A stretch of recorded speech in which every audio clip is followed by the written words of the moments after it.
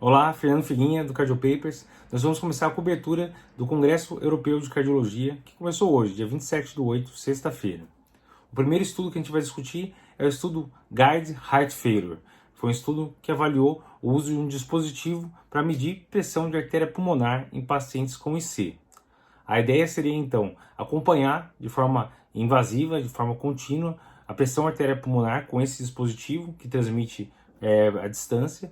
E se o paciente começar a piorar a pressão de artéria pulmonar, a gente sabe que isso tem relação com uma chance maior de internação, o médico já poderia tomar algumas medidas para evitar hospitalização, evitar uma descompensação da IC. Eles colocaram o dispositivo tanto nos pacientes do grupo intervenção, como nos pacientes do grupo controle, e no grupo controle eles não utilizaram as medidas de artéria pulmonar, eles só acompanharam com sintomas clássicos, com peso, com a avaliação de exame físico, avaliaram de forma habitual para ver se realmente fazia diferença a gente medir a pressão de artéria pulmonar ou não. A gente já teve a publicação do estudo Champion, um estudo com 550 pacientes com IC, classe funcional 3, que tiveram pelo menos uma hospitalização por IC recente, mostrando uma redução de 28% de hospitalização nesses pacientes utilizando esse dispositivo que mede a pressão de artéria pulmonar. Depois disso, o dispositivo foi aprovado então para uso tanto no mercado europeu quanto no mercado norte-americano.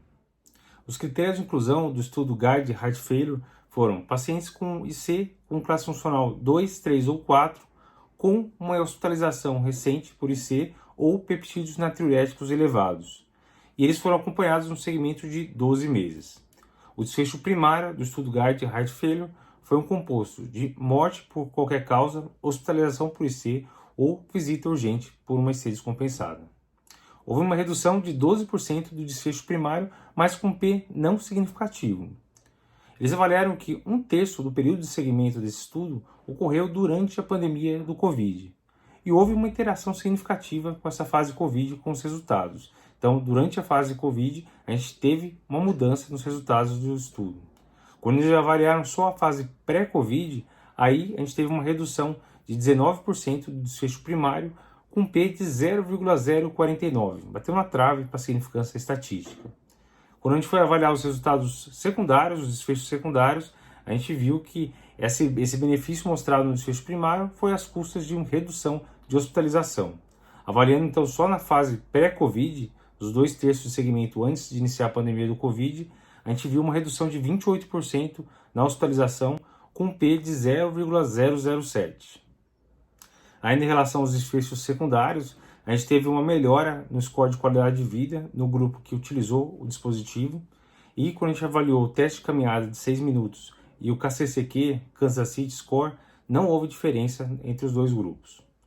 Avaliando as curvas de pressão de artéria pulmonar desses dois grupos, a gente vê uma redução de pressão de artéria pulmonar tanto no grupo controle como no grupo intervenção, sugerindo aí que o tratamento também do grupo controle foi bem efetivo.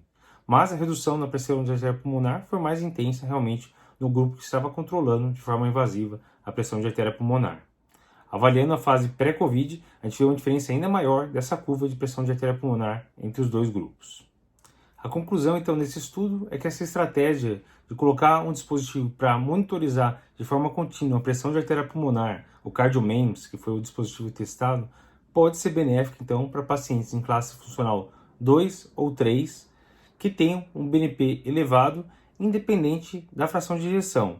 Esse estudo contemplou uma proporção razoável aí de pacientes com IC com fração de ejeção preservada também. Os pacientes em classe funcional 4 foram com N pequeno nesse estudo e não mostrou diferença. Então talvez seja um subgrupo que não se beneficiaria tanto, mas é difícil falar porque foi realmente um N pequeno. Então, a princípio, o que teria evidência para a gente considerar utilizar para ajudar a gente a acompanhar o paciente de perto e talvez tomar alguma medida antes que esse paciente interne, seria para pacientes, então, classe funcional 2 ou 3, com um BNP elevado, independente da fração de ejeção. A atualização da Diretriz Brasileira de Insuficiência Cardíaca de 2021 já contempla a indicação do CardioMEMS. Entra na diretriz como uma indicação 2A, colocar um monitor implantável de pressão de artéria pulmonar para ajudar a gente a controlar os sintomas do nosso paciente. Beleza? Então continue ligado aqui no Cardio Papers, acompanhando o congresso até segunda-feira. Todo dia a gente vai colocar os estudos mais relevantes e o resumo das diretrizes principais que vão ser publicadas durante esse evento.